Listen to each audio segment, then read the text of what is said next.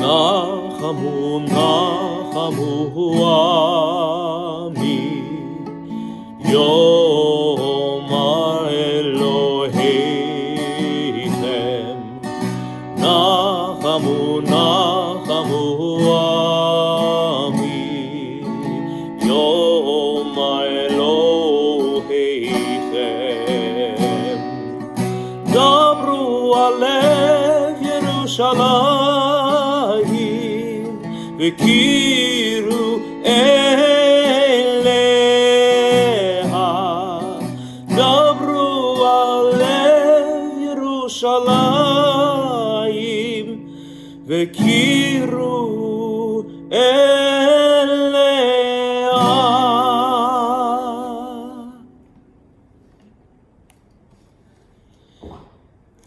Imagine for a moment that we are not in this comfortable, air-conditioned chapel.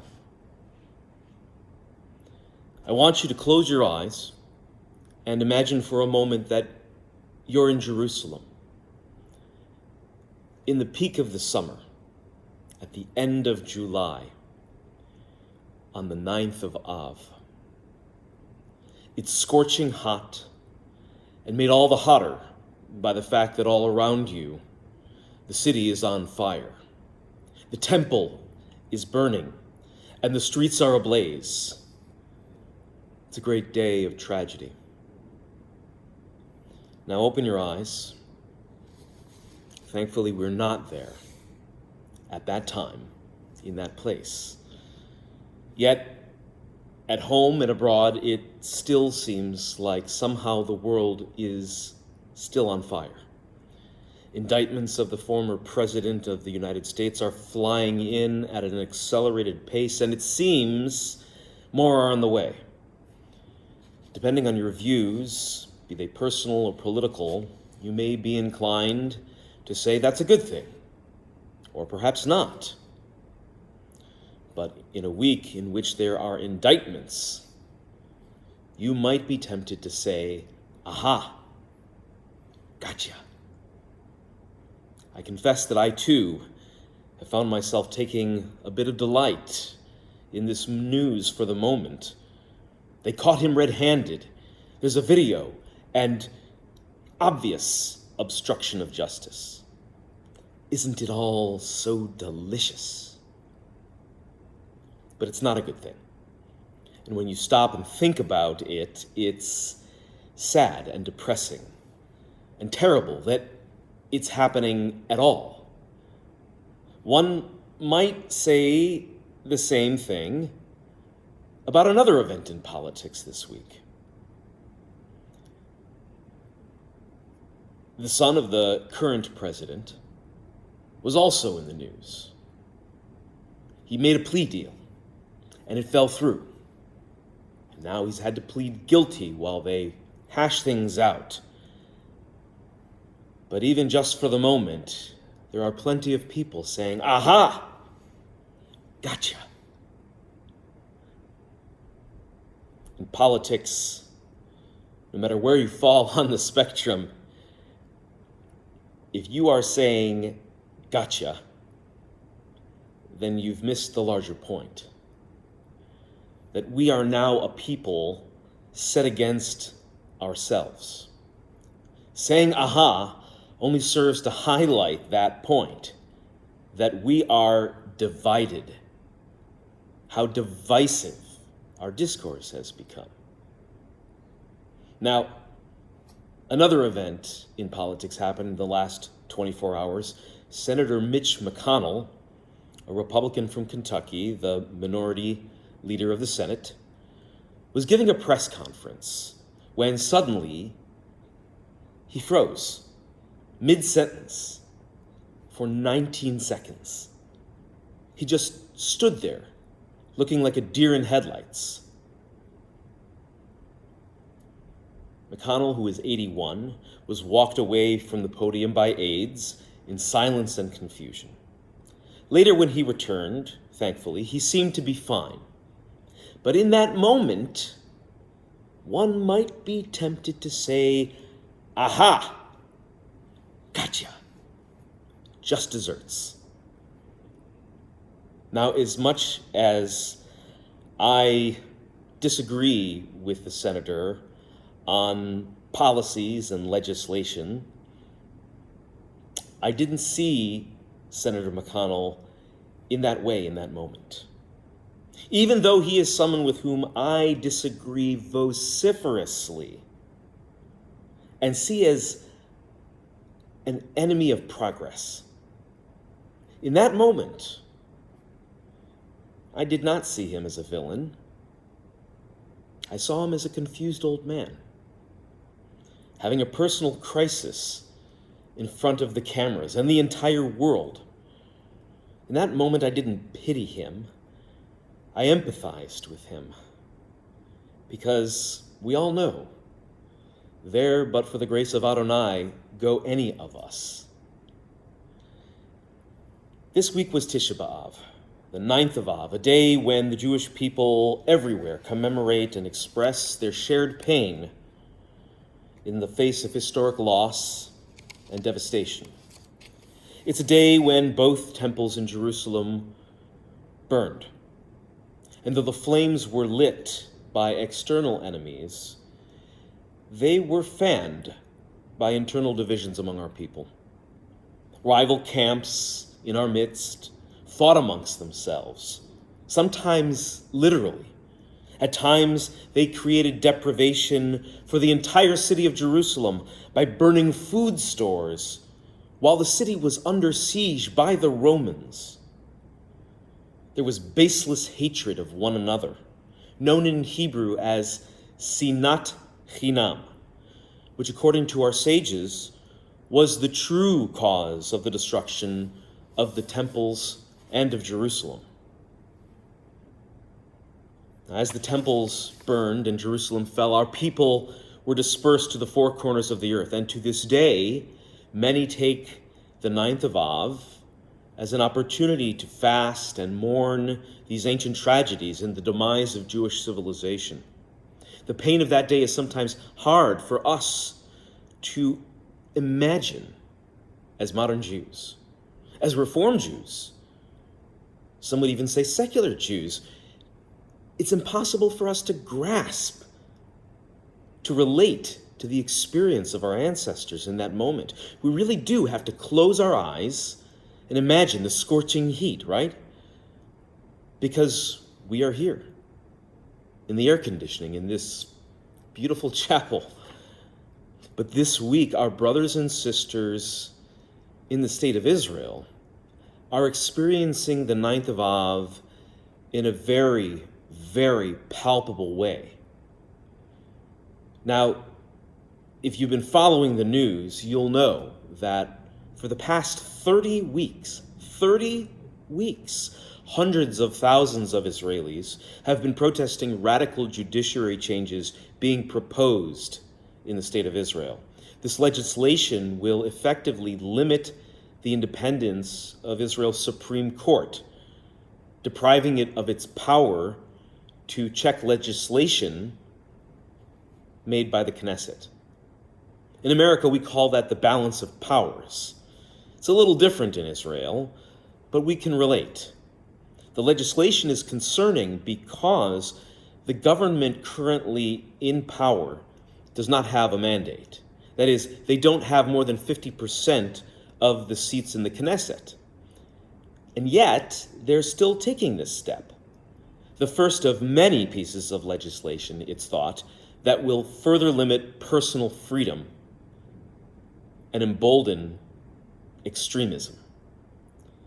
Now, the members of the governing coalition who are putting this legislation forth and their extremism, they're dangerous on their own, but also because the so-called reforms they want to introduce to the judiciary would allow political corruption that goes to the highest levels unchecked. And this week that legislation passed.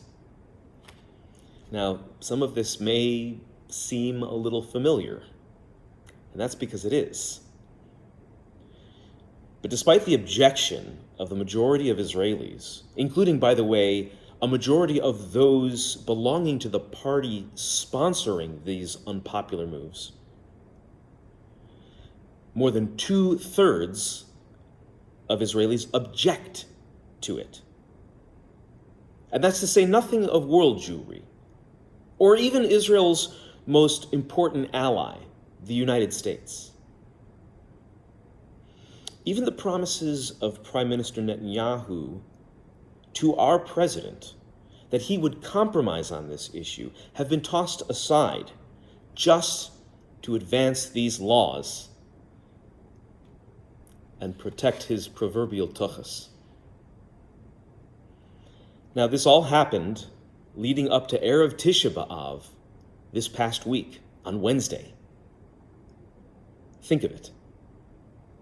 All the leading Israeli newspapers ran their front pages completely black on Wednesday. And they all said the same thing in the bottom left corner.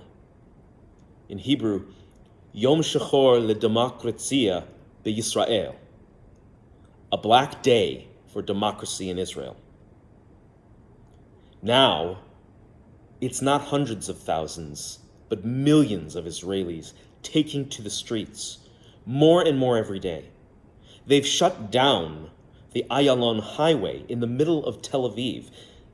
Imagine shutting down the Long Island Expressway, Grand Central Parkway, West Side Highway, and the FDR all at once. And with time, these objections have grown louder and their ranks have swelled. As of this week, all the doctors in Israel have gone on strike. And what's worse, members of the security establishment are at once managing social disorder and disobedience in their ranks. Tens of thousands of reservists are now refusing to report for duty in the IDF. And that includes 400 Israeli Air Force pilots who say they won't show up either. This is creating a major crisis for the safety and security of the Jewish state. The politicalization of the army itself is a symptom of the lack of trust and brokenness in Israel. And while some of these protest steps may eventually cause cooler heads to prevail, they themselves create fractures in the foundations of the society. You might say that the cure to the disease weakens and may even kill the patient. On Tisha B'Av, we read from the book of Lamentations, or Eicha, as it's known in Hebrew. We read of horrible things that happened to our people in the streets of Jerusalem so long ago. And I'm not going to recap them now because it's Shabbat, and some of us were here Wednesday to help commemorate that sad day in our history. As I said before, it may be unfathomable, unrelatable to us, living 1,000 years later and thousands of miles away, but we as Americans can still relate to sinister attempts to undermine democracy and the rule of law, and the justice system itself. We see people taking to the streets to protest as well as the phenomenon of a people divided amongst themselves, because we too are experiencing that. We may not have millions of people in the street at this moment, and we may not have legislation that's tearing down the rule of law passing, but it's out there. And there are people trying to undermine the power of the Supreme Court, and terrible things underway that make many of us tremble in fear. Well, watching it happen overseas to our cousins in Israel, it's terrible. On a day of sadness and solemnity, especially. And seeing it here in America makes us even more at ill ease, doesn't it? Theodor Herzl, father of modern Zionism, once wrote, Im tirtzu enzo agada, that a modern democratic state of Israel is not a dream if we will it into being.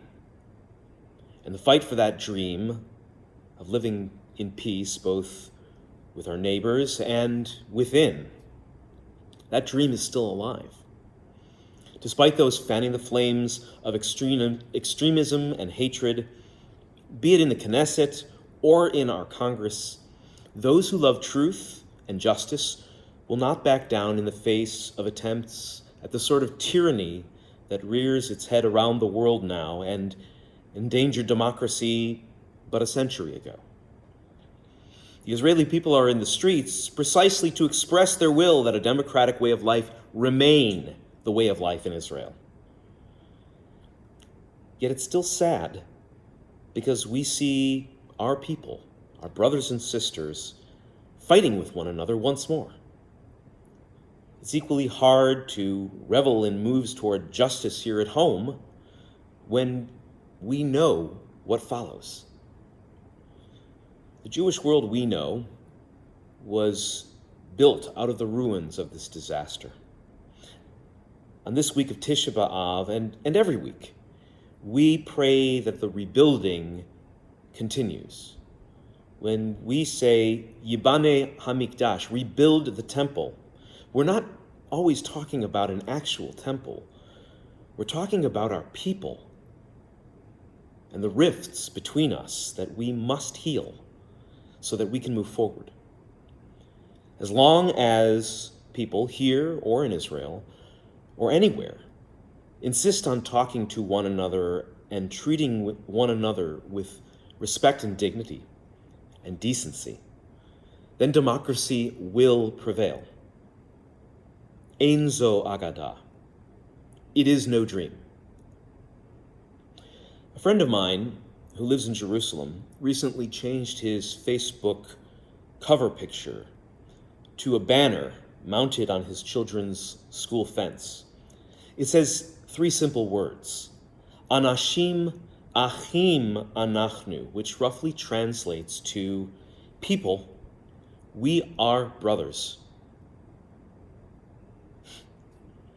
We can laugh at people's stumbles and falls. We can point and say gotcha at indictments or plea bargains, but none of that brings us comfort.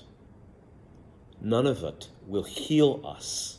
None of it will rebuild after all the fires go out. We have to view each other as brothers and sisters. We have to see each other less as rivals and enemies with whom to do combat, but as fellow human beings, fallible, but human, as citizens of this country and of this world. Tonight begins what's called Shabbat Nachamu, which means comfort. The word comes from this week's Haftarah portion, which begins, Nachamu Ami Yomar Alechem Dabru Alev Yerushalayim Vikaru Aleha. Comfort my people, say unto them, and speak to the heart of Jerusalem, proclaim comfort unto her. May we and all our people everywhere, and all people everywhere, come to experience that comfort, that sense of consolation and peace.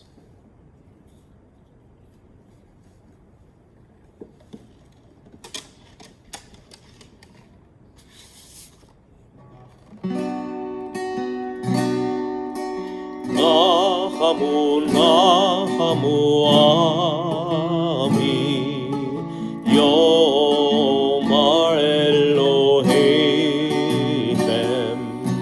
Nachamu, Nachamu Ami, Yomar Elohechem. Dabru Alev Yerushalayim Vekiru Eleha. Dabru Alev Yerushalayim Vekiru Eleha.